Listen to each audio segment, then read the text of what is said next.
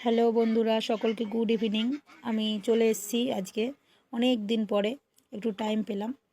তো জাতি ধর্ম নির্বিশেষে আমরা একসাথে আজকে ইফতার করলাম, ইফতারের আয়োজনও করলাম। খুব ভালো লাগলো, আমার এই প্রথম অভিজ্ঞতা, এরকম করিনি। আজকে আমাদের সেন্টার থেকে সকলকে খাওয়ালো, প্রায় 25-30 জনের মতো। সব আমরা একসাথেই খেয়েছি, একসাথে রান্না করে একসাথে খাওয়ার মজাটাই আলাদা। যারা একসাথে এরকম থেকেছো খেয়েছো তারা এই মজাটার কথা জানো, এছাড়া কেউ জানবে না।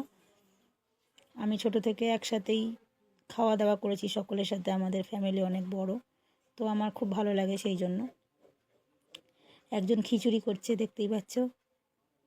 আমি আজকে খিচুড়ি খেতে পারিনি, অনেক খাওয়া হয়ে গেছিলো, পেট ভর্তি, মানে বাড়ি থেকে খেয়ে গেছিলাম, আবার ওখানে 4টে 4:30 নাগাদ খেয়েছি, তো পেট ভর্তি হয়ে গেছে, আর খেতে পারিনি।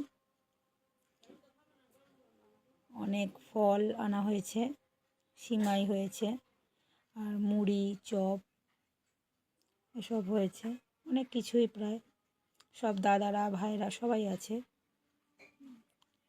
আমি হিন্দু হয়েও ওদের সঙ্গে থেকেছি, খুব ভালো লেগেছে, প্রচুর, মানে খুবই আনন্দিত আমি আজকের এই দিনটার জন্য।